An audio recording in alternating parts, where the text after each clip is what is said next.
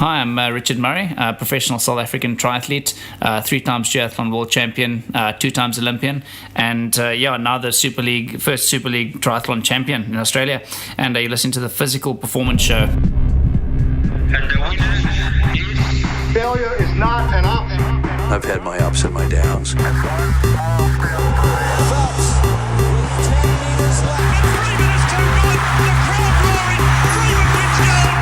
I think it's an absolutely breakthrough experience. Welcome to the Physical Performance Show, the show designed to inspire the pursuit of your physical best performance. I'm your host, Brad Beer. Listen in as we delve into how the world's top physical performers achieve their success, as well as the highs, the lows, and the journey of getting there. Let's get ready, set, let's go.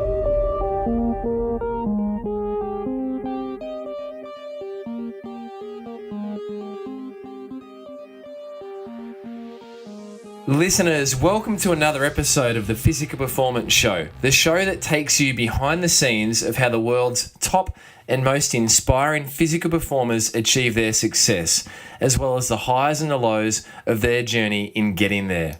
I trust you've enjoyed your week, listeners, and you've had a great one. And I hope you've also enjoyed some of the recent episodes we've had of the Physical Performance Show.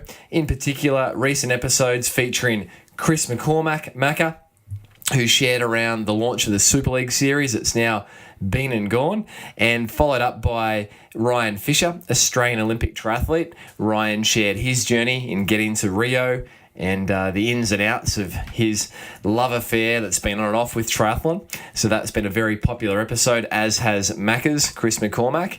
That was followed by the first show featuring a coach of the Physical Performance Show. So the first episode, I should say, and that was featuring Richard Scarce. Richard is the swim coach of Cameron McAvoy, amongst many of his high-level squad that trains out of the Gold Coast, Bond University pool. And there's been lots of great feedback coming through for Richard in terms of the insights of what it takes to be an elite level coach, and how paralleled, it's interesting, the journey is for coaches as it is for athletes, the highs and the lows and the hard yards in getting there. So be sure to expect more coaches to appear on the Physical Performance Show. I've already reached out to a few, and in the coming months we'll be hoping to share a few more coaches across different sports. If listeners, you've got any coaches in particular in mind that you'd like to hear from, please be sure to drop me a message over on social media at Brad_Beer, and I'll do my best to bring that to fruition. Last week I mentioned that this week's guest was going to be Matt Poole, 2016-17 Nutrigrain Ironman Series champion. And Matt and I were due to catch up on Hamilton Island, where we were both up there for the recent Super League Triathlon series. However, our diaries whilst up there just didn't collide, so Matt and I will be catching up in the coming weeks. So if you're hanging out for Matt Poole, stay hanging out. Matt will be coming up in the coming weeks on the Physical Performance Show. Today, we've had to do a role reversal, and we're actually putting up in lights another series champion, this time Super League Triathlon Series champion, Richard Murray. So, guys, stay tuned for Matt Poole. Sorry for that slight change in the diary, but I trust everyone will understand, and I know you're going to absolutely love this episode today with Richard Murray. Thanks so much to the listeners who have left reviews on iTunes for the Physical Performance Show. It helps enormously in getting this show in the earbuds of more people who, just like you, are looking to pursue their physical best performance. So a massive thanks to everyone that's left one. Big thank you this week to Run Matt Run. And Run Matt Run rated the program 5 stars. So honest and transparent. What an absolutely awesome array of guests. Fantastic to hear insights from many athletes that I admire, and some equally great stories from many I've never heard of. These podcasts are absolutely fantastic company during those long runs. They show what extraordinary things ordinary people can achieve. The only criticism is they don't come with a pen and paper to scribble down the pearls of wisdom while I run. Keep up the great work, Brad. You're making a difference to many of us. Run, Matt, run. Thank you very much, mate, for leaving that review. It means an enormous amount to me, and I'll be sure to keep keep the show coming. And if you've got any guests in particular, Matt, that you'd like to hear featured or have featured, please let me know, and really appreciate it. And listeners, if you'd like to leave a review, I'd appreciate it. Feel free to jump over to iTunes, click ratings and review, and rate away. 1 star if you don't like the program, 5 stars if you do. Thanks in advance, guys. Today's show is lovingly brought to you by POGO Physio. We exist to help you perform at your physical best, and we do this through our industry-first, fixed price, unlimited access, 2, 6, and 12-week finish line programs. Why do we do our finish line programs? Well, it's real simple. We want every single client that walks through the doors of POGO Physio to get that high five moment at the end of their treatment where we tell you that we love you, but we don't want to see you back anytime soon. Unless, of course, you need us for maintenance or for a new injury, and then we're too happy to help. However, we don't want our patients or clients to get halfway through an episode of care and need to drop out, often citing financial restraints as a reason. What we've done is we've opened the doors and said, you know what, if you need to be with us every day of the week for hands-on treatment or for active rehabilitation, including anti-gravity treadmill running with the Alter G, Galileo whole body vibration therapy, clinical Pilates and all the equipment, whatever it is, whatever it takes, the doors are open, we're unlimited. We just want you to get that true and remarkable result and get back to your physical best. So that's what the finish line programs are all about, and they're backed by our unique finish line guarantee, which basically is if you haven't got to your finish line on the date that we've set, you've done everything, we've done everything. We'll keep treating you free of charge until you do. That's how serious we are about getting you to cross your finish line and get back to your physical best. For more information, jump over to pogophysio.com.au. Listeners, on today's episode, you're in for an absolute treat. Today, we feature Richard Murray, Triathlon Champion, who recently took out the inaugural Super League Triathlon Series, a 3-day triathlon event, Grand Prix style, held on the beautiful Hamilton Island. I had the pleasure of providing physiotherapy services along with a team up on the island across the event, and got to spend some time with Richard on the treatment table amongst the other athletes. And I was really impressed with not only the athletic prowess of Richard, but also his attitude, his character, and just some of the insights he shared in the brief time I got to spend with him on the island. So I know you're going to really enjoy this episode. Richard's bio is very impressive. Richard started in the sport with some duathlon world titles before he entered the world of triathlon. Once he entered the world of triathlon, he quickly rose to become an Olympian. At just 23 years of age, Richard made his debut in the London Olympic Games, where he finished 17th overall. Fast forward 4 years and Richard competed in the Rio Olympic 2016 Olympic Games, finishing in 4th place in a very fast finish where he ran himself into 4th place after a swim that by his standards was disappointing. Richard shares in this episode around the bike crash that happened just months before the Olympic Games last year and what that meant to his preparations.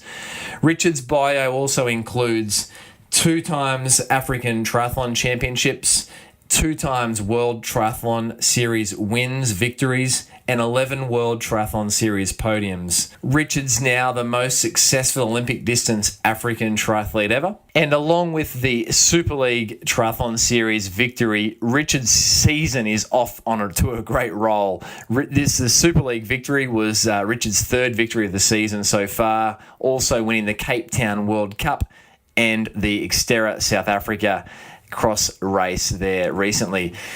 We've just seen the best of Richard. There's so much more to come, and Richard and I caught up whilst on the Gold Coast in preparations for the Gold Coast World Triathlon Series leg of the World Series, and you're going to really enjoy this episode. If you're a triathlon fan, you're absolutely going to love it. If you are a running fan, you're going to love hearing from this gentleman. He boasts one of the fastest off the bike 10-kilometre splits in triathlon history, going around high 28 minutes, on par with Alistair Brownlee, Javier Gomez and Mario Mola, the best runners the triathlon world have ever seen. You're going to love it. If you're not a triathlete, not a runner, tune in, because you're still going to take so much away from this episode and the share-ins, the learnings and the insights of Richard Murray. Let's jump straight in. Listeners, joining me today, I am really excited to have sitting with me here Richard Murray, literally at the time of recording this, we are just 1 week post Richard taking out the inaugural Super League Triathlon Series, which was held in tough and trying conditions on Hamilton Island. And Rich, it's great to have you along, and obviously you're on the Gold Coast for a few weeks getting ready for a few upcoming events, so thanks for joining us, mate. No, cheers. Yeah, I mean, it's been great so long here, being in Gold Coast. It's the first time training out here in the Gold Coast. We spent some time last year in Noosa, and definitely liking what I'm seeing so far being here. And it's been quite a fast forward year this far. So much has gone down, and just trying to keep up with what's going on nowadays is quite difficult. But great to be here, and great to be in a different training base for this time of the year. Well, Rich, we normally start, at the start of your triathlon life, so we might go backwards to go forwards, and we'll pick up the Super League success towards the end because it's such a great story and event. But, mate, I'd like to throw you something a bit difficult straight out of the gate. What's one thing that scares Richard Murray? One thing that scares me is tomatoes. I think that's maybe one of my biggest fears, and not having food is probably the second one. so you don't give you tomatoes, but you want food. Correct. Yeah. What is it about tomatoes, Rich, that you don't like? I'm not sure. I think it's got something to do with our family a little bit, but just can't stomach tomatoes. I think if someone I can taste it probably through if you make a spaghetti bolognese and you cook it all up in there, I'll still be able to taste it. Put some tomato in there, but I think that and. Not being at my peak or not being the best I can be is probably the second one. You only got one life to live, so you got to make sure that you give it a good crack, I guess. So I think not being mundane or being typical is definitely the thing that scares me the most. So as a professional athlete, and one of the world's leading triathletes on the planet, how do you make peace with the fact that every time you put your foot on the start line, obviously there's periodization around a year. You're not going to be at your peak for every race, your very top peak. How do you make peace with the fact that, well, this is Richard Murray at 70% taken to the start line when, as you say, one of your fears is not performing at your physical best? Yeah, I think it's all got to do with the timing of the year and understanding of where you're at. I mean, you can't always expect to be 100%. A lot of people think that you'll go into the season, first race of the year, everyone's ready to go, peak performance. It's definitely not the truth. Some people are. Some people finished their year last year, the grand final in Cozumel, and after that, took a nice break. And by the time probably February, March rolled around, they're ready to give it a good hiding. And other guys, probably like myself and Alistair and a couple of other guys, probably only started middle of January, towards the end of January, and tried to just pick up a little bit of fitness and let's see what we've got here. Throw the cards on the table and see what you have. But definitely think the understanding of yourself and understanding where you are is really important, and obviously it teaches you more about yourself and where you are and where you can get to. So it's definitely about knowing your body and about knowing where your levels are and peaking obviously according for the year that you set up the year before. And so, Rich, talking about peaking, is there one of all the many accolades, your multiple world duathlon titles, dual Olympian, now the Super League champion, is there any one performance as you look back over your career that you would say that was me on song? Yes, I think, last year was probably when I came to race Gold Coast. It was probably I was at the peak of my career, I think. We did a good training block here, best swimming of my life. I went to New Plymouth, ran a 14:15, and I felt at the end of it like I was doing 80% on the run. That was in a sprint distance. That was in a sprint distance. I felt like I was a 29 flat on the run. I felt like my biking was there. The swim was the best I've ever been. So for me, that was the best moment of my career. And I thought, I probably shouldn't be here in April. But I started early, did 2 months of training or 2 or 3 months of solid training, which I usually don't get. And came into it, and I think that was one of the points where I was the strongest. And funny enough, right before RIO Olympic Games, I bust my collarbone, and I had 2 months pretty much to get myself back in order. And I think having that in the mind, the focus and those things literally pushed me to do everything the best that I could. And so I think running around Olympics, my biking and my running was probably the strongest it's ever been. I was literally on training up in the mountains, running my speed work up at 2100 meters, being able to drop 3-minute Ks up there in 2100 meters, those certain boxes that I ticked for Olympics, literally I went, okay, I know exactly where I'm at. And, the only thing that was holding me back was the swimming back then, because I had 2 months of swimming. I didn't realize the strength work would take longer than I expected. So I think those 2 moments were the biggest moments of my sporting career, my physical capabilities in my life to date. And to put listeners in the picture there, Rich, obviously you crashed at the Gold Coast WTS here last year and fractured your collarbone. Ended up at the Gold Coast Hospital, and then back home to South Africa, where one of your father's orthopaedic friends pin and plated you, right? So that was how many months exactly before the Rio Olympic Games? That was, I think, 4 months almost to the day. So 16 weeks. Yeah. So you got back, had surgery. I came back, had surgery. About 3 days later, I was on the turbo trainer, on the stationary trainer with one arm. I got about half an hour in, and I had to stop because it was too painful, and then got off. So that was the next day, did you say, or a couple of days? No, it was 3 days. 3 days post-surgery. So I think it was the Monday, so Tuesday midday I came home, and then about Wednesday lunchtime, I kind of said, I have enough of sitting around after 2 days. I got off the couch. So you got on the turbo trainer, and when did you have your first run after surgery? I heard a story, across the time doing some of the physio coverage at Super League there, where you mentioned you were running with your arm, holding your arm, running down the road. Yeah, I think about 2 weeks later. 2 weeks later. I had to go back to see the doctor. And he looked, and I think he took the bandage off and everything and looked at the scar. And then he asked me, he said, how many kilometers have I run yet? The doctor. And I just went, what do you mean, how many Ks have I run? So he said, you haven't run yet. He says, geez, Richard, you're not a morphie, which means like a gay person or like a softie or something. And I said, she's really? And I said, no, I haven't run anything. She says, you go for a run. So I said, well, okay, I'll give it a shot. And I'd been walking on the treadmill, so I put the treadmill on incline. So I put it on the max incline on the treadmill that I could get it at. And I walked at about 6K an hour, and my heart rate got to about 120 beats. So it was about the same as what I'm doing when I'm running, but just walking. Wow. And so I tried to emulate, to try and get my heart rate the same as it was when I'm running easily and when I'm cycling easily. And I could put the same watts out on the treadmill, on the stationary bike. So I was doing 170 watts on the bike, which is my average easy. And so I was doing that. Heart rate was the same. And I was walking as well. Heart rate was the same. So I was doing an hour runs at 120 heart rate, which is the same as what I do in general when I'm really fit. And I tried to emulate those two types of things to try and get my system, used to what it's usually used to, so that by the time I can come to actually do some work again, my body's not completely unfit. Yeah. That's literally how I went about it. And then I started running, and actually went past a running race on my first run, and I saw there were about 2,000 people running the opposite direction, and they were all looking at me running with my arm in a sling. With my right, I'm holding my left arm up because the jolting was, I couldn't jolt it because the bone wasn't healed yet, so I had to run about 7.5 minutes a K.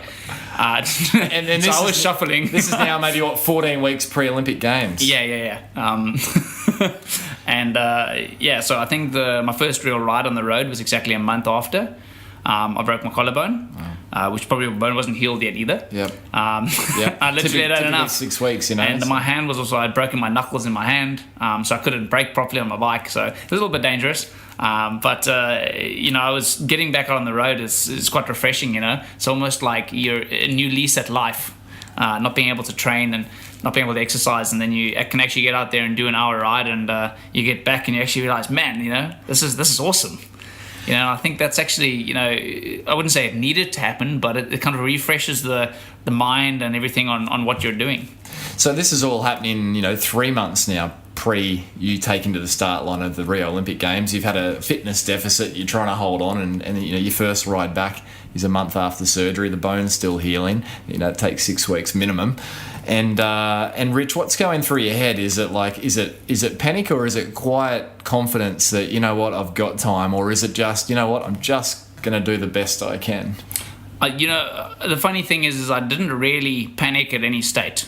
Even after I'd crashed, I kind of thought, this isn't panic. I said, geez, what have I just done? I'm better than this. I can, I could have controlled this better. And literally thought, shit, I need to change my flight. So when I crashed, I thought, shit, I have to fly home immediately to get this pin so I can, continue doing what I usually do. And so, no point did I worry about. Obviously, there's no point in pitying on yourself because that's not going to get you anywhere. You obviously got to look towards what you should be doing in the best way you can do it. And as a professional athlete, I said, okay, well, my focus is now the training has gone out the window. That's gone. I need to try and see how I can focus. How I can recover the quickest. I heard of things like hyperbaric chambers.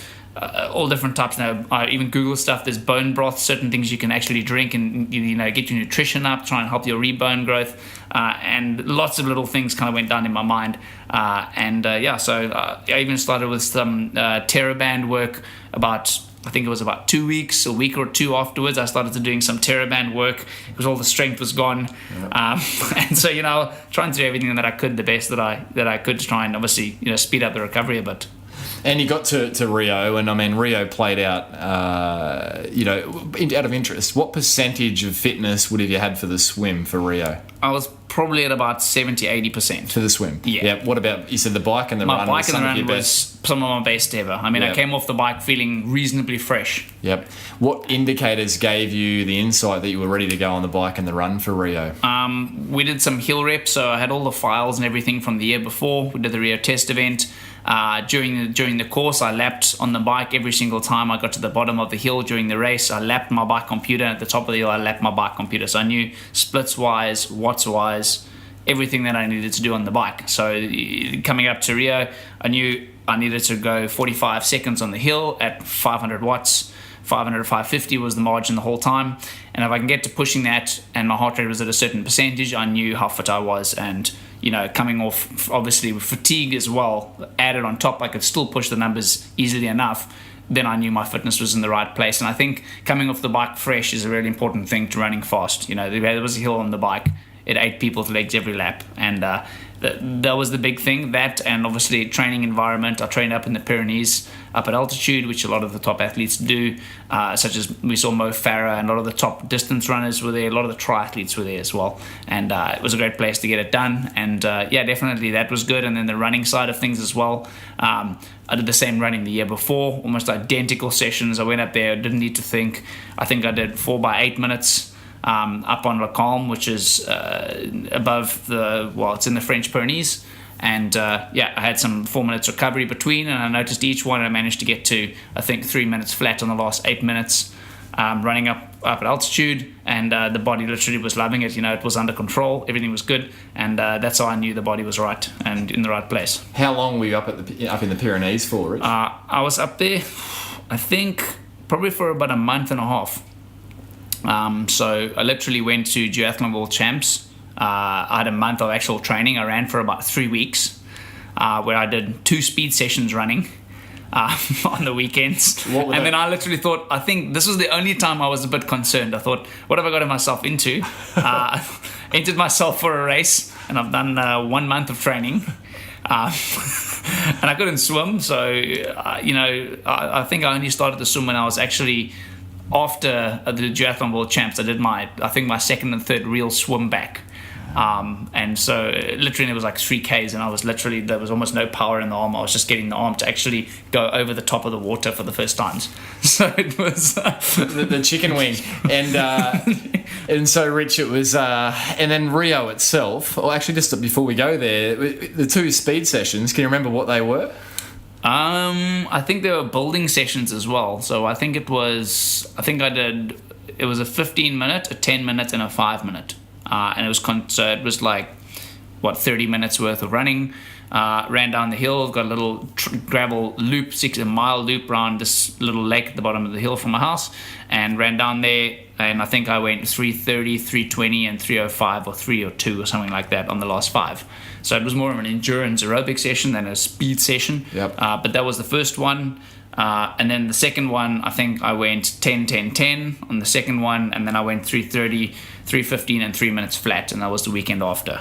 The funny thing is, the body was actually feeling great when I did it. So as soon as the pain, I could still feel my t-shirt rubbing on my shoulder, was still, the nerves were feeling a bit annoyed, and those types of things. But it was still, the body didn't feel too bad. So I didn't feel fast in any regard, but I felt, aerobically, strong. Yeah, wow. And I mean, you won your third duathlon world title, right? Yeah, it was my first elite title as well. First elite title. Yeah, and it was my first world title as an elite as well.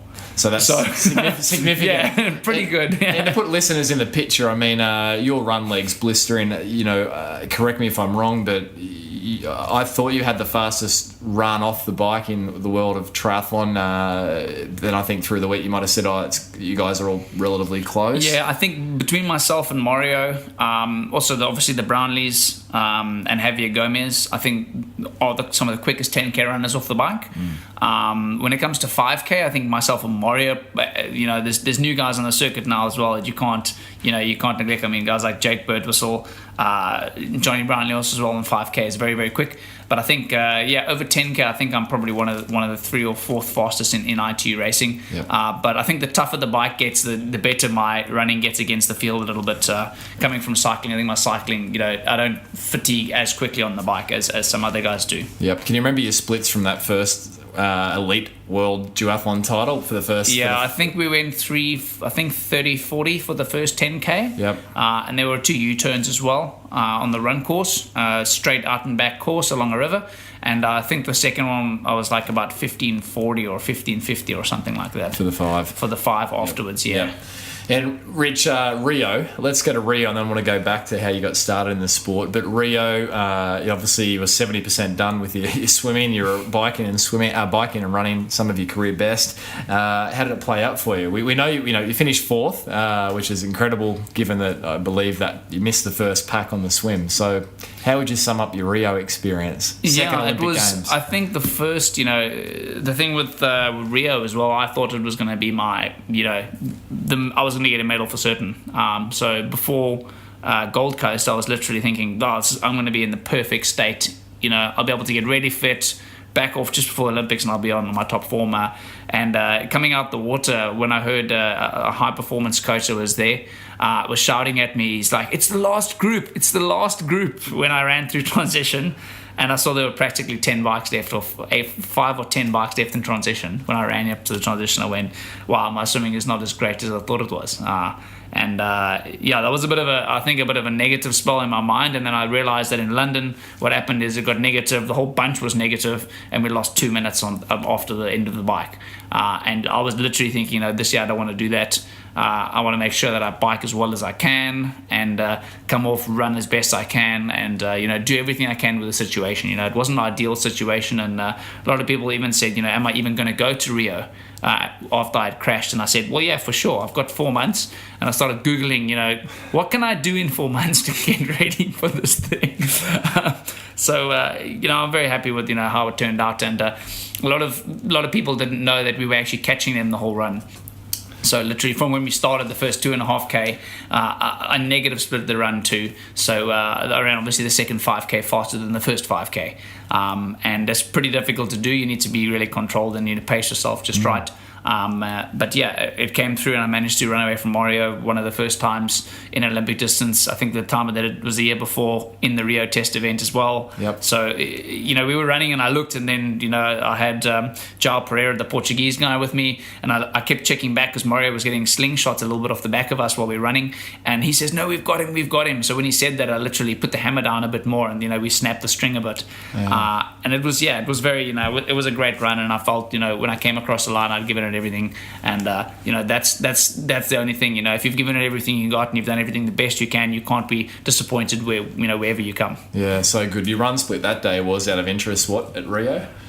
I think it was 30-40 or something like. It was almost the same like Duathlon Worlds, but that was the first run, and this was the last leg of the third discipline. So. Did you have your family there in Rio, Rich? I didn't. No, I didn't. No, I mean, it was quite interesting. We'd been to Rio the year before.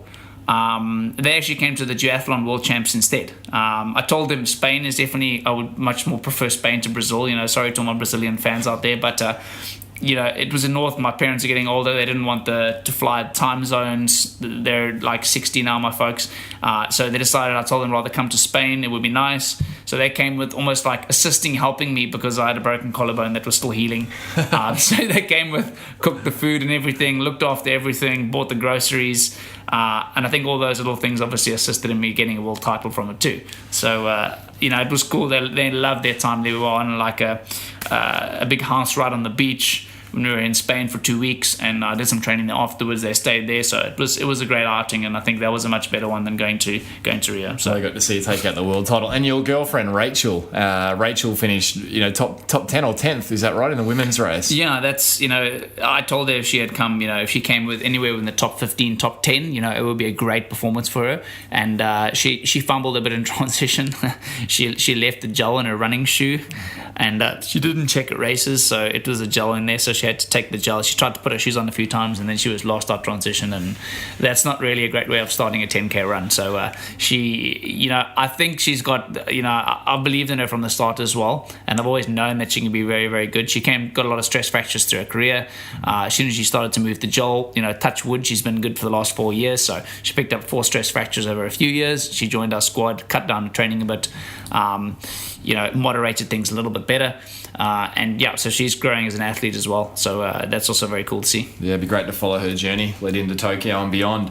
Rich, let's just go from Rio right back to the start. You came from a mountain biking background and a running background, and through the week you shared with me that you used to run around your town with no shoes on the gravel roads. So what was your youth like, Rich, growing up? So obviously you see my bio that it says like I'm a farm boy at heart, and that's since I was about 4 years old, we moved to the farm, which is about 10 kilometers outside, 15 k's outside of Durbanville, in the wine district, and literally you could look out my bedroom window and see 15 k's of nothingness, and about 10 people around. I think that there were initially only about 6 people living on the farm, and they built some houses, and then there was about 10 odd people on the farm. And that was it. We had motorbikes, bicycles, we could run around, we could go and play in the dam. That was pretty much it. There was no like grocery stores, movies, cinemas, nothing of that.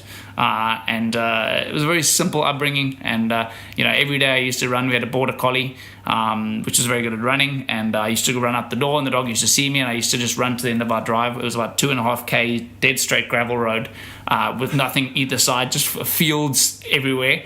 And I used to run every day back and forth the end of the field, and it was like an uphill kind of all the way out. And I could literally look straight and see the end of the driveway because it was so straight. And so now I hate out and back, so I love to do loops, probably from the farm days. But I ran barefoot until I was about 12 or 13. And I ran the gravel road, was full of rocks and everything and stuff, so my feet were hard as. And so that's pretty much how it started. Folks didn't think I needed shoes, and until I ran my first cross country race and ran over some thorns, and my feet were black on the bottom from all the broken off thorns. After that I got shoes, but so that's pretty much the upbringing. It was very simple, basic, and nothing flamboyant. We didn't have massive fancy things there or anything, but it was a simple, good upbringing. So. And you grew up with your brother, who I believe is just older or younger? Yeah, I've got a 2-year older brother. Brother's 2 years older, and one that's 1.5 years younger than me. So I'm kind of the middle kid.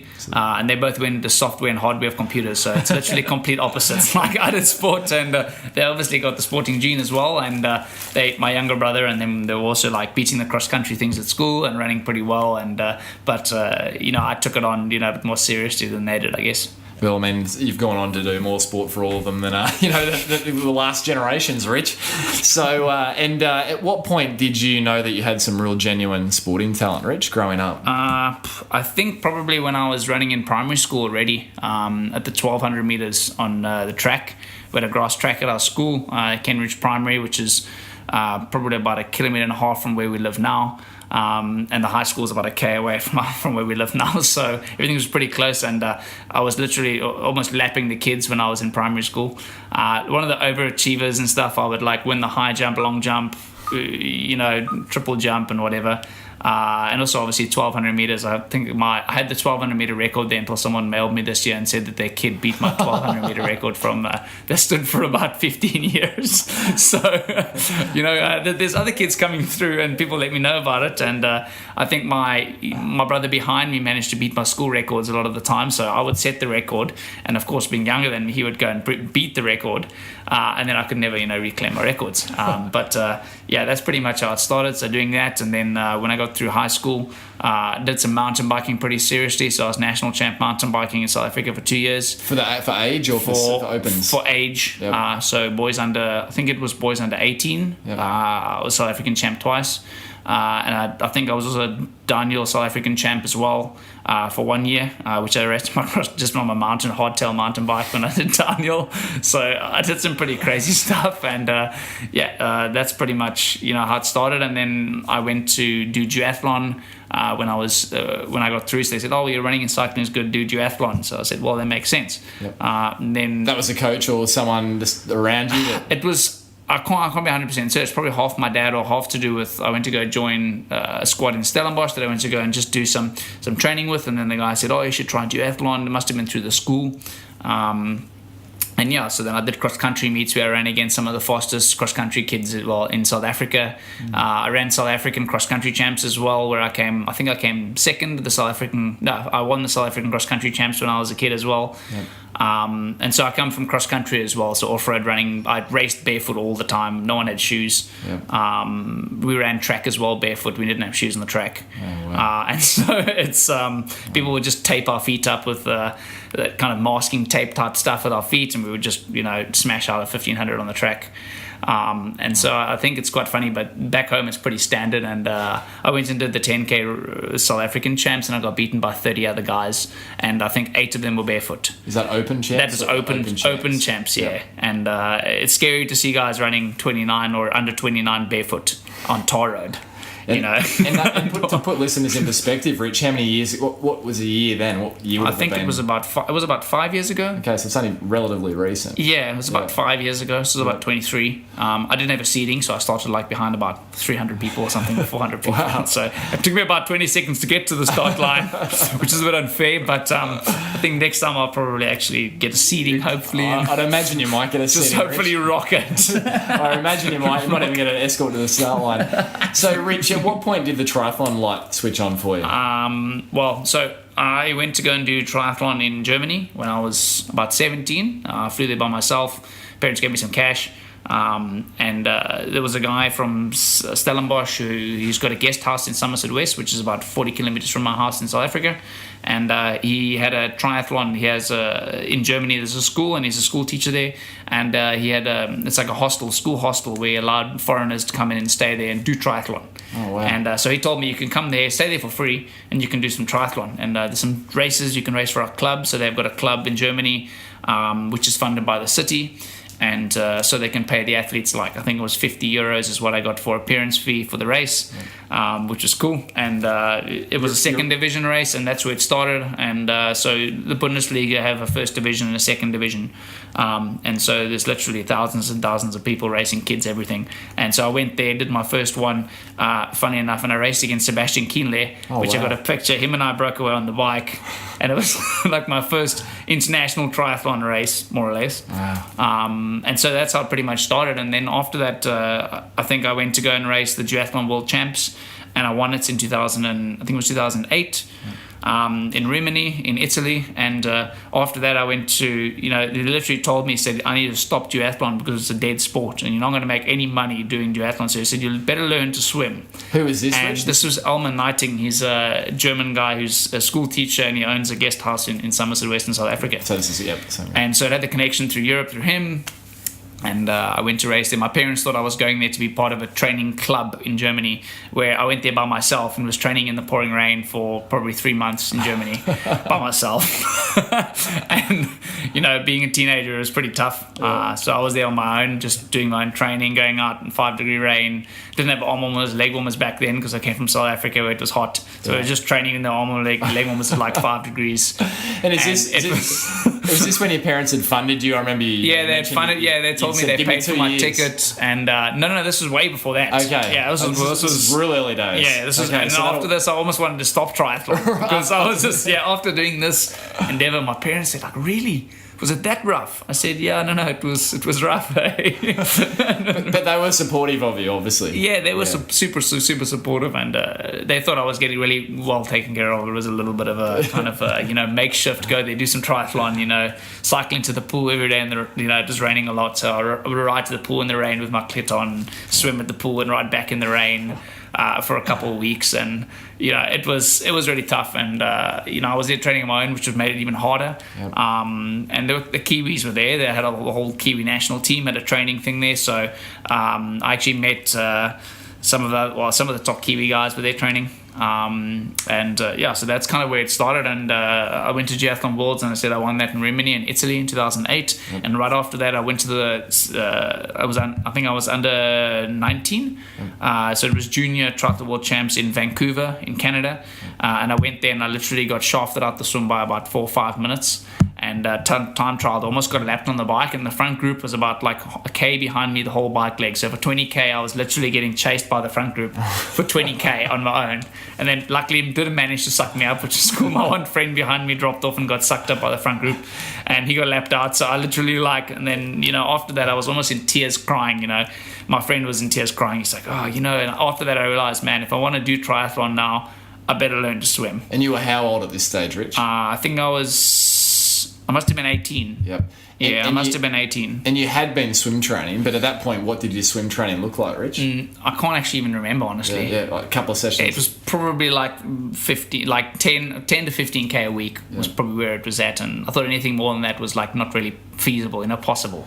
So you made a decision after that world title, after that World Championships, that you needed to swim. And what happened off the back of that, Rich? Okay, your bike leg's strong, your run leg's strong, but the swim's obviously Achilles heel. I think the following year after that I decided, I think it was Gold Coast.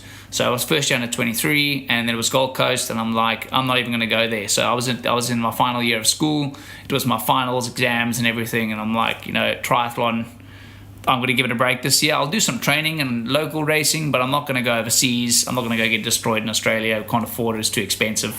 And doing double the swim, I'd probably get abused even more. So I'd put even like 10 minutes out or 8 minutes out behind the leaders. Because you're talking about a 1,500 metres. It was double the time, and I was already 4 minutes back that year. So I thought, no, maybe this year is not my year. So I'll set it out. So I finished school then, and focus wasn't really too much on triathlon. So you did sit the year out, more or less, of competing? More or less international. I didn't go overseas. I stayed at home. I studied, got the best results I could from high school. That was like, okay, this is the goal. And I think even there was a local series in South Africa that we've been racing to make money. I also decided not to race any of that as well. So I think when I was about 18, I just partied and did a little bit of sport, local stuff, mountain biking, some fun stuff. Yeah, and so that year I kind of cut it off. And the 2 years after that I studied. So I studied until I was about, I think, 20. And then that was about it. So I think in 2010 is when I kind of made the decision. I said, okay, I kind of decided myself I want to be a pro. So I studied for 2 years sports conditioning and coaching from ETA. It's Exercise Training Academy in Stellenbosch. Yep. And my folks said I have to do something. I was stuck up between doing some serious studying. I wanted to actually become a bio as well, and I just couldn't see myself sitting down for 3 years. I wanted to. I knew I could do it, but it just was not really me. Once you had seen the world a bit outside, and you kind of have that idea of, man, outside the triathlon world is like 20, 30 times bigger than it is here, and people got money. They're supported by their countries, their cities have got big things, sponsored by banks and everything, so it's much, much bigger. So I think that initial seeing the sport when I was younger kind of fired the thing in me to kind of like, hey, I could actually do this seriously. Yep. And so in 2010, we packed up my car. I had a Golf 4, and we packed it full of stuff, drove up to Potchefstroom, which is an altitude training camp. It's like a university just outside Johannesburg. Yep. And I said, okay, I'm going to do some training here, and so I'm going to start my year off, planned the year out, kind of sat there with a whole calendar, wrote out all the races I could do. My folks said, okay, goodbye to me. A friend of mine joined me, packed my car up, drove, I think it's 1,500 odd K up north. And stayed at one of the top runners' house. He had like an apartment. Stayed there for 3 months training with one of my friends, and that's kind of where it all started. And so you were, early 20s, but you'd made a decision, a conscious decision, I'm going to pursue this and give it my best wherever that may take you. At that point, could have you imagined as that young Rich Murray the success you've now experienced?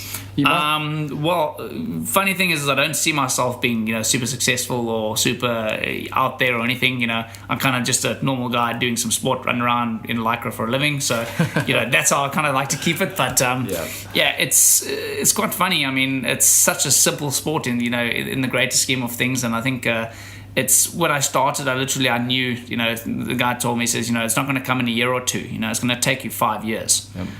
And I knew that from the start already. I said, okay, well, I'm 20 now. Maybe by the time I'm 25, I'll be able to make some money. And I realized, the swimming, I went through about 6 or 7 different coaches.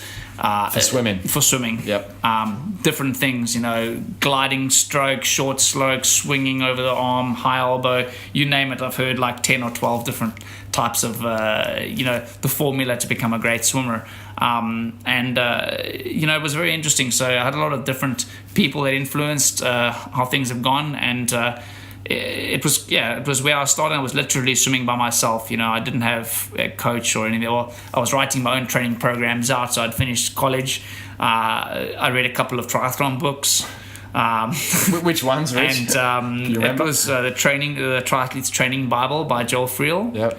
Who's now your coach? Joel Philio. Oh, sorry. Joel Philio. No, it's close. It's close. Sorry. It's close. Your pronunciation. No, it's Joel Friel. Yeah. So literally I read the book, so periodization training. I think I was 18 or 17 when I read it. I was born in Germany, so my folks bought me this triathlon book. They said, here's this massive book which is super thick, and I literally went through it. I think it's the Triathlete's Training Bible or something. And I read through every single page like this was, if I don't know this stuff, then I'm not going to be able to make it. So I literally, like, everything I was reading, and I was actually implementing the training. And so it's quite funny, but I looked at that, and now I'm like almost over the top about it. And I said, like, why are you doing this? Why are you doing this part of your training now when you have that coming up? And so I'm very, very assessing in what I do all the time. Yeah. And I think that's quite important. Athletes have a little bit of his own voice, and to actually understand, I'm probably the worst athlete to coach. A lot of people, when they spoke to Joel, they said, don't coach Richard. He's uncoachable. You're not going to be able to coach him. And it's because, obviously, it's the worst thing to ask a coach why. The coach is, you need to do this.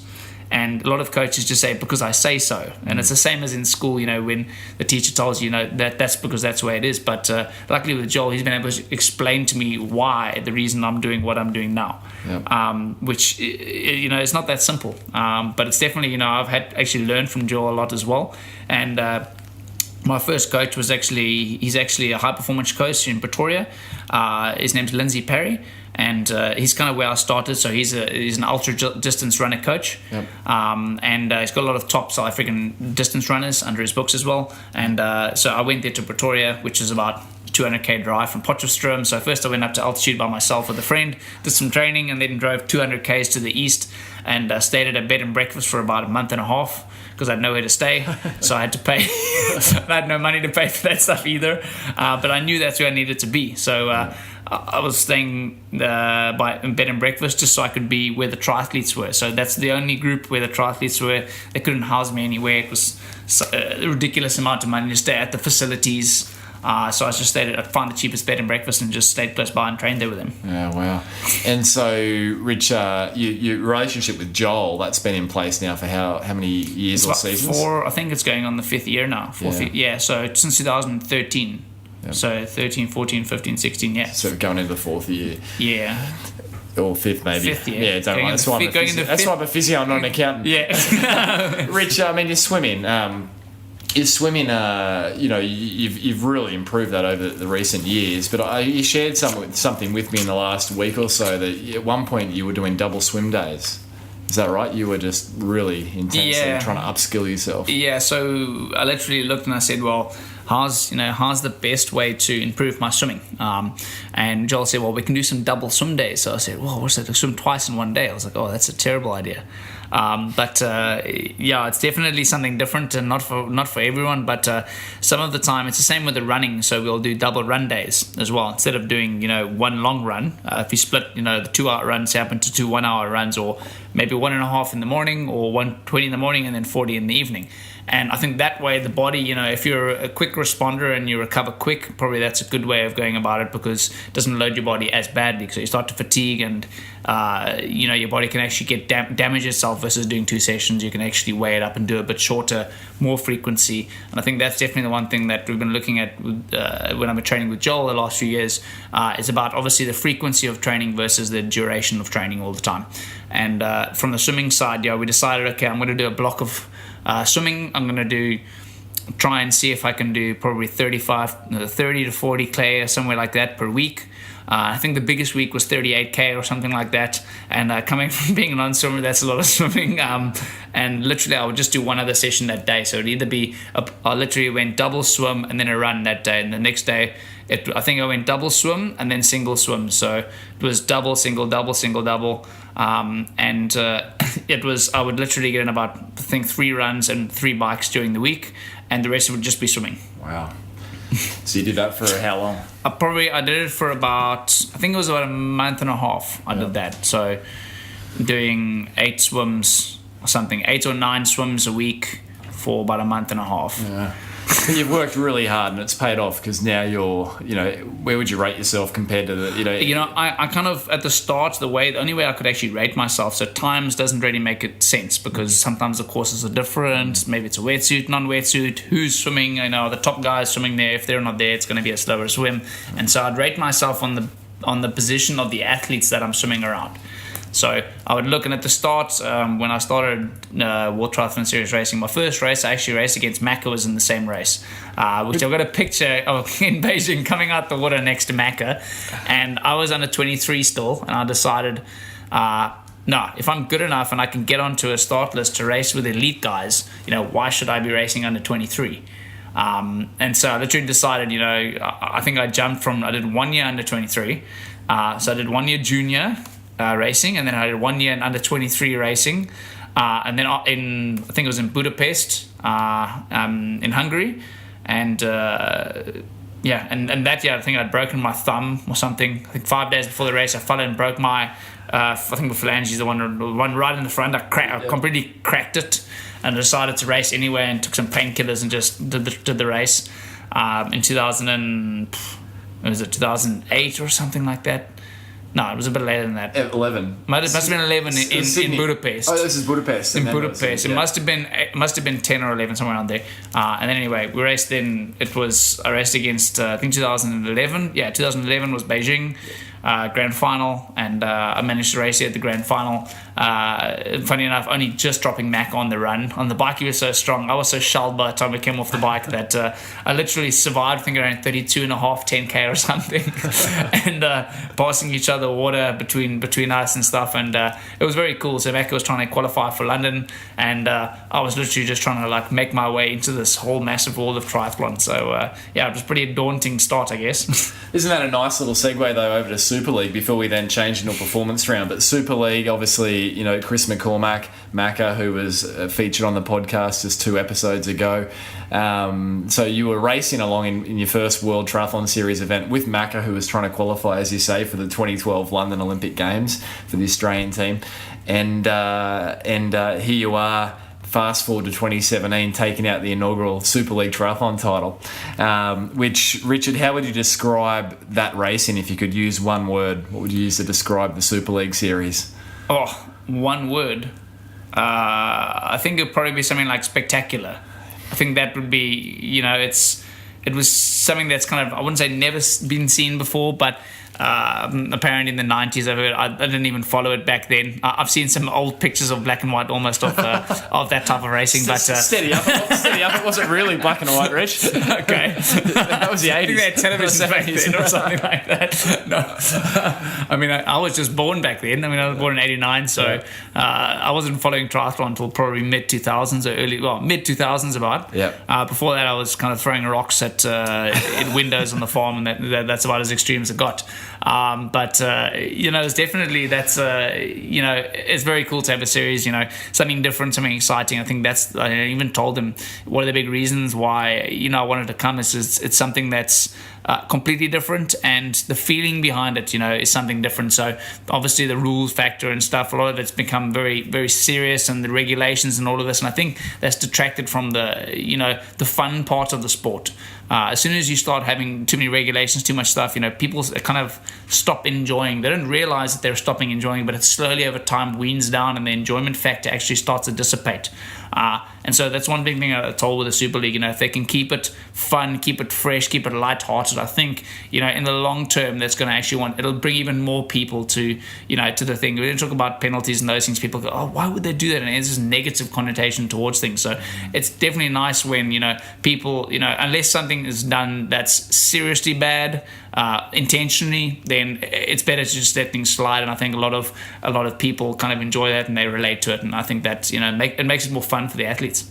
I mean, it was. I had the privilege of being up there, and as a triathlon fan growing up in the '90s, before your time, Rich, that's what got me into the sport. The domestic Grand Prix series, of which Chris McCormack featured, and so for me to see that go full 20-year cycle, 2 decades, and back in an incredible fashion, with that time trial uphill. And so, listeners, if you missed Super League, we'll pop the YouTube links in the show notes. Jump over, be sure to get across it.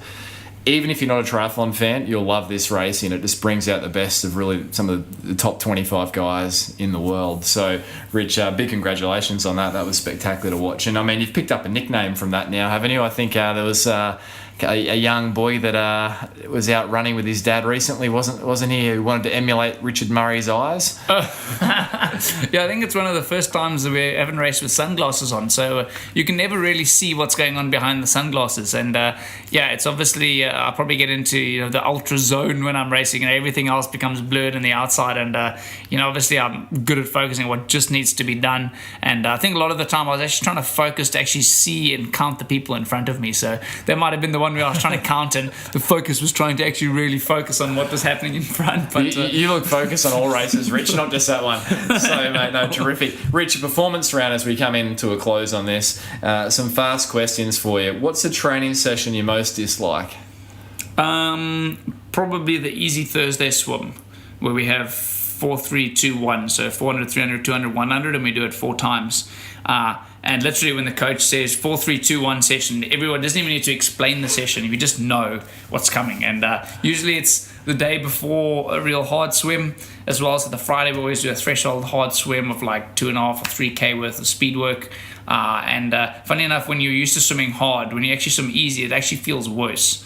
So that makes no sense, I know. But generally, if your body's used to getting a good flogging and you don't do a little bit of flogging in the session, then you actually feel worse than you would if you actually did some speed work during the session. How do you feel during that session? Do you just feel heavy? Yeah, usually most of the time you just want to get it done, because if you know the whole session, usually you won't say. I think if you know the whole session, it makes it being a lot more difficult. But if you get in there and you have no idea what's happening and the coach just makes a session up and only tells you the first piece, the session, you could probably end up doing a K more, and you won't even notice you did that K because you're kind of I focus so much on what I'm doing while I'm swimming. Yeah. Then I'm done and said, okay, what's next?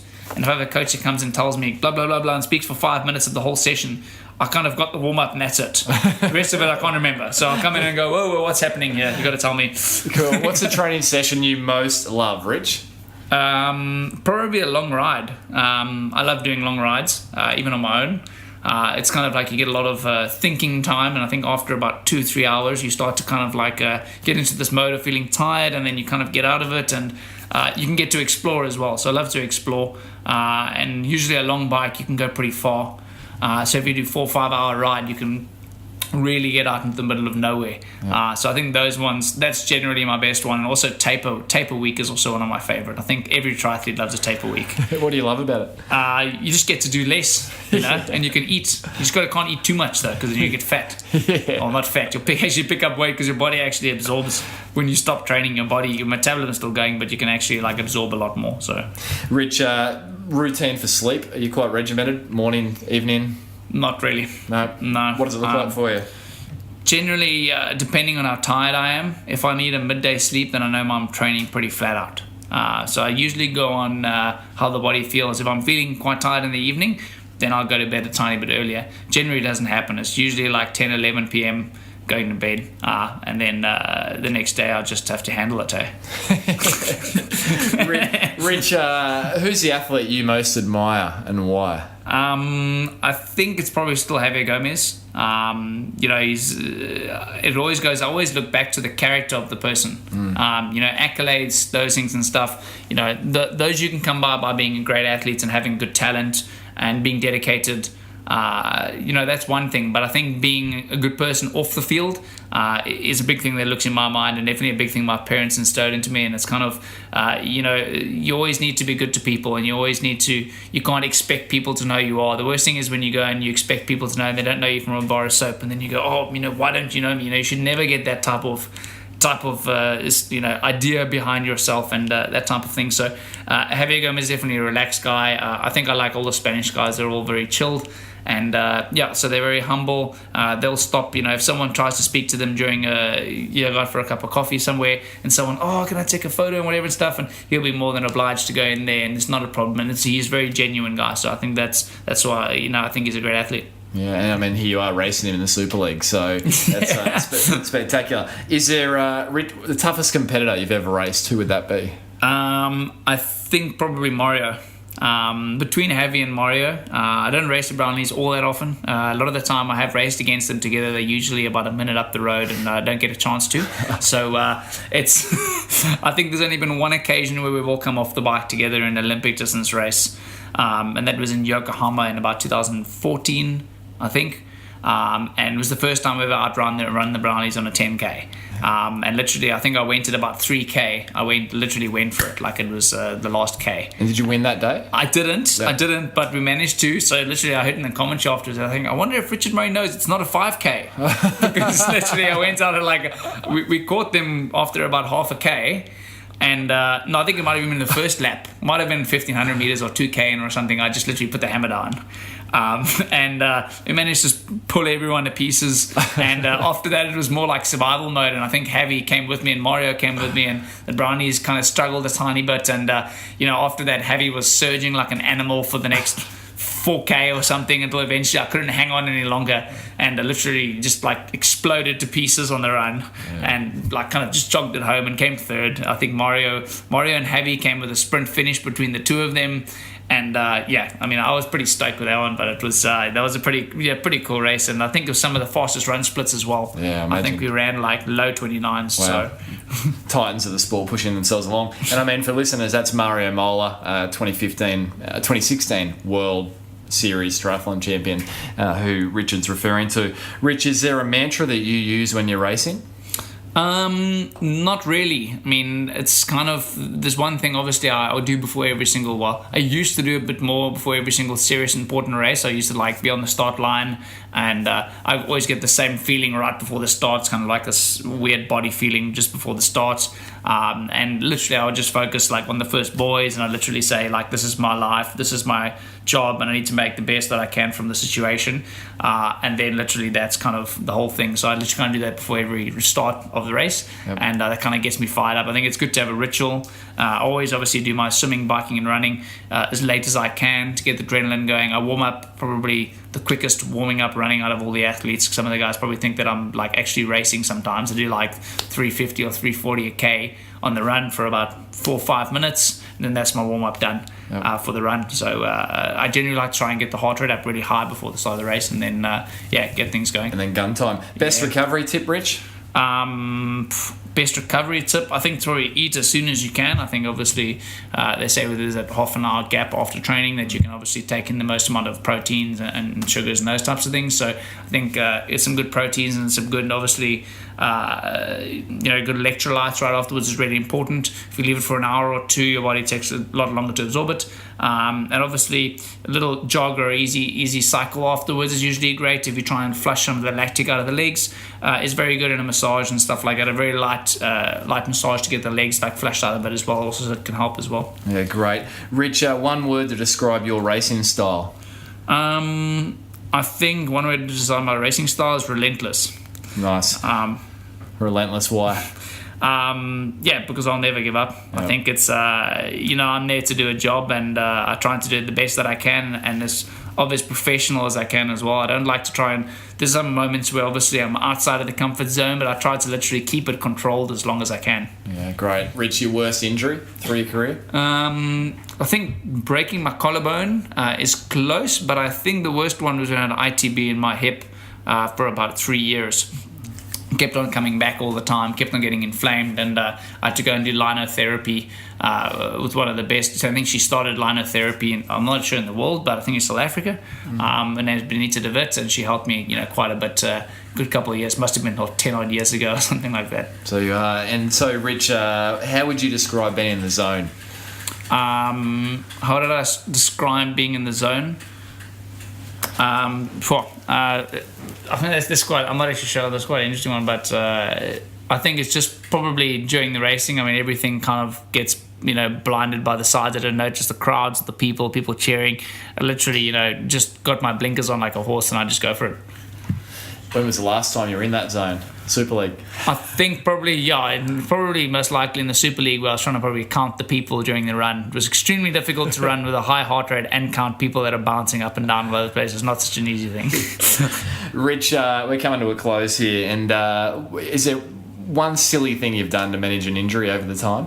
Something that you get look back and go, what was I thinking? To manage an injury or something that happened from like an injury? you're injured and you knew that you maybe shouldn't do a session and you push through, or anything that sticks out? Well, probably the one time, I was sick for a couple of, I think it was for probably about 3 weeks. And I think I had like almost bronchitis or something like that, a serious chest infection, and eventually I had enough and literally pretty much put my running kit on. My parents are like, what's wrong with you? And I literally went out the door and I just like beasted, like I think I ran 2K all out, straight out the door, like no warm up, no nothing. And I got out there and I was coughing my lungs up and everything and stuff, and I felt great.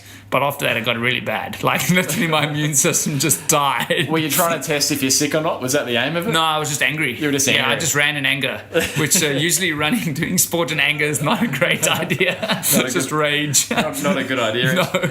Rich, what's on your bucket list? Sport and life. Well, I think my bucket list, funny enough, changed a little bit as the time has gone on. I want to try and see as much of the world as I can through triathlon.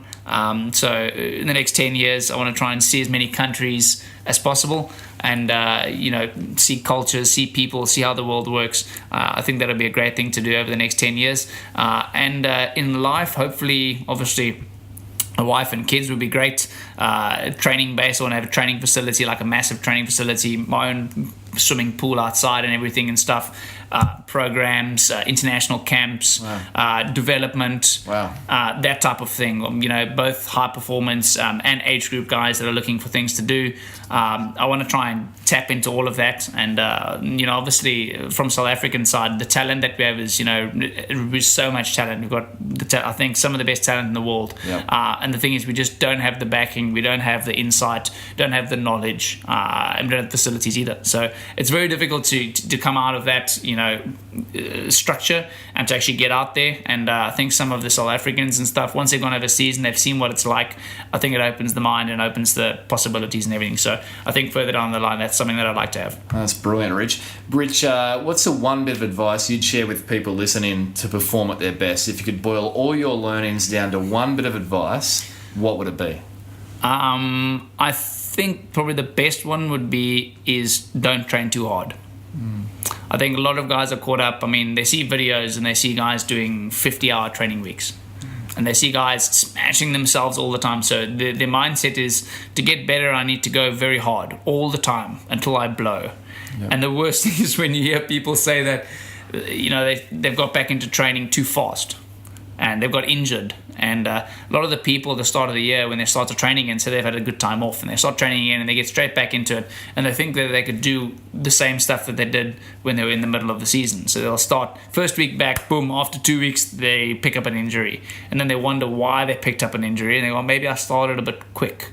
And it's all got to do with control. So being in control, taking it easy, you should actually probably go easier than you think all the time. So if you go a little bit easier all the time, I think that might be the key to building. Building the body. It's kind of like, imagine you try and build a wall extremely fast. That's not going to last very long. But if you build a wall, it's kind of like German engineering. You start right at the bottom, you make it really strong. You could literally build 10 houses on top of that structure. It's way too strong almost. And then you start building. Then obviously your foundation, your pyramid is obviously going to be a lot higher and a lot stronger. Yeah, wow. Wise words, Rich. Wise words. Mate, a fun question just to finish here. If you could have dinner with 3 people, who'd be at that dinner table and why? Wow. 3 people, it would probably be Mandela, would be one person. The second person would be Lance Armstrong, because he's just wild as, and watching the Tour de France and all the type of gnarly stuff that he's done. And I think meeting Robbie McEwen and meeting a couple of other road cyclists, George Hincapie and these guys the last few years, it's been very, very cool. So, I think that's very cool. So he'd definitely be one. And then I think... So you got Lance, you got Mandela. The other person would probably be Peter Robertson. The triathlete. Because when I grew up, so between him and Tim Don, I'm not sure which one was more influential to me, but coming from a running, cycling background, we always watched on television, and he had these sticks in his hand that he was running with, the Robbo sticks or whatever. And it was funny. He would literally come from the back, and everyone would go look back and go, "Oh shit!" Here comes Robbo. And he would come from the back. Yeah. So I think definitely an influential guy as well. Wow. And I met his coach. I think a coach as well this past weekend at Super League. And he would definitely be another cool guy too. Just to say, thanks for inspiring me, type of thing. Well, we might have to get Robbo on the show and definitely share this sound clip with Robbo. So that's a fascinating table. And I've got to ask, I saw just a post on your social media, I think it was today even, Rich, that you were quite stoked that Robbie McEwen had given you a follow.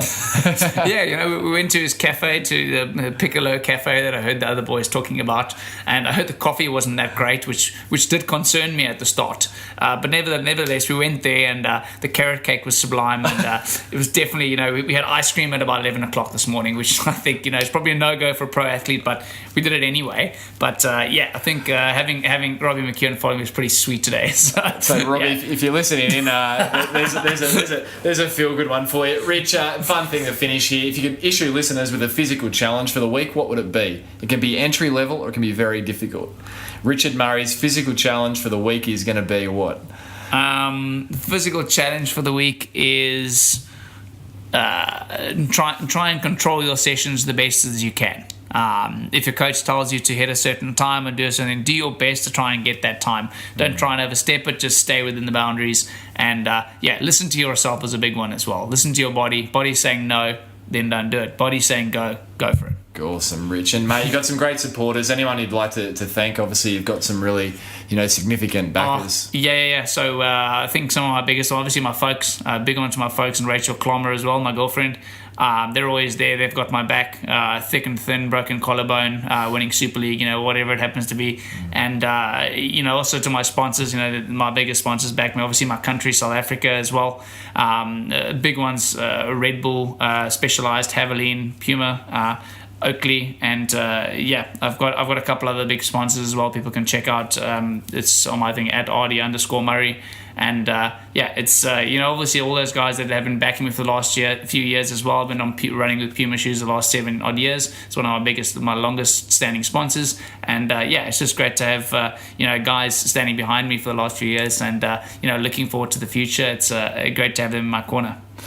Rich, talking about the future, on behalf of myself, the listeners, we thank you for your time and obviously sitting here a week after your Super League victory. And I just think you're in for some incredible years ahead, and the world of triathlons are going to see some spectacular performances and results coming from Richard Murray. So, mate, all the very best. Thanks for your time this afternoon. Been an absolute pleasure. No, cool. Thank you very much. Yeah, looking forward to the next few years, and obviously thanks to the guys at POGO, and obviously yourself for assisting, helping me out this week. I had a bit of a niggle during the week, so glad to to have the facilities and the help during the week in Gold Coast as well. Absolute pleasure, Rich.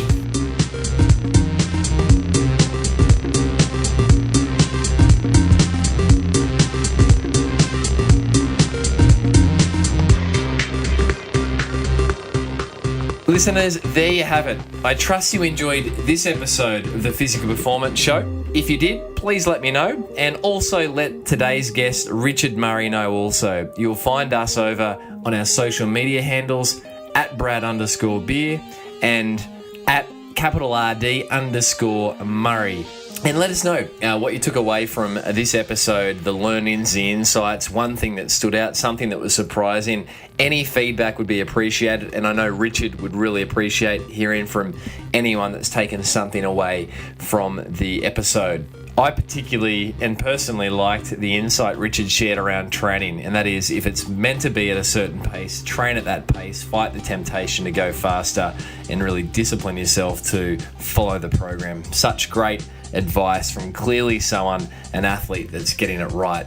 And in the bit of contact I've had with Richard over the Super League Triathlon series on the Physio table and beyond in the weeks that have followed here on the Gold Coast, helping Richard with a few post-Super League Triathlon bit of bodywork. I've been really impressed with just how disciplined and focused Richard is. Everything is methodical, but it's also backed by a genuine free spirit and someone that can have a laugh, and a good laugh at himself as well. So truly a remarkable athlete, certainly an interview that stands out for me across the physical performance shows to date. Massive thank you again to you, the listener, the faithful listener. If this was your first time, thanks for joining us. If this was your 51st time, thanks also for your ongoing support of the program. Big thank you to the two folk that make this program possible. That is audio engineer, guru, maestro, Daryl Misson. Thank you, Daz. And also behind the scenes, VA extraordinaire, Susan Wilkin. Thanks so much, guys, for everything that you do. You really do enable this show to go live each week. So massive thank you. If you'd like to get listeners this show in your earbuds every week, be sure to hit subscribe on your device. That'll help just populate the shows each week as they go live straight into your device for you to enjoy on your runs, if you like Matt, or in the garden, or on the train, or on the commute, wherever it is that you listen to the program. It'll help you get that straight into your earbuds. If you'd like to reference the show notes, be sure to jump over to pogophysio.com.au, and there you'll find all the links that we've referenced through the podcast, also all the social media handles, and also some videos of Richard's sporting success that I'm sure you'll enjoy.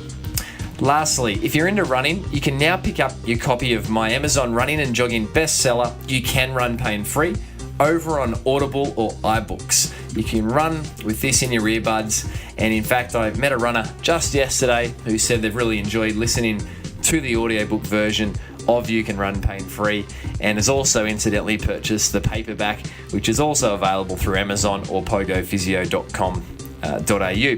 Inside the 340 odd pages of You Can Run Pain Free, you'll find a 5-step framework that, when followed, will help you run without injury and therefore maximize your best running. Coming up, guys, on the next episode 52 of the Physical Performance Show, that will be our 1-year anniversary. We will be diving in with Trent Grimsey. Trent is a remarkable athlete who has now earned a well-earned retirement. Trent boasts the world record crossing of the English Channel, which he set in 2012, where he crossed the channel in a remarkable 6 hours and 55 minutes, breaking the previous record held by a Bulgarian gentleman by 2 minutes. And the pace that Trent held for that 34 kilometres is remarkable, around a 1:13 pace per 100 metres. Trent's also been an Australian swim team representative swimmer, where he competed in the 2009 and 2011 World Swimming Championships in the 25 kilometre and also the 10 kilometre events with steam. Trent shares around his training, one of the most grueling training sessions I've ever heard. Trent will talk us through in next week's episode. A little bit of an insight. It involved lots of laps, 15 Ks of effort, and it involves 150 metre repeats on a time cycle that you just got to hear to believe. So that's coming up next week on the Physical Performance Show, featuring Trent Grimsey. I hope you have a great week, listeners. Until next time, keep pursuing your physical best performance. I'm Brad Beer, and this has been the Physical Performance Show.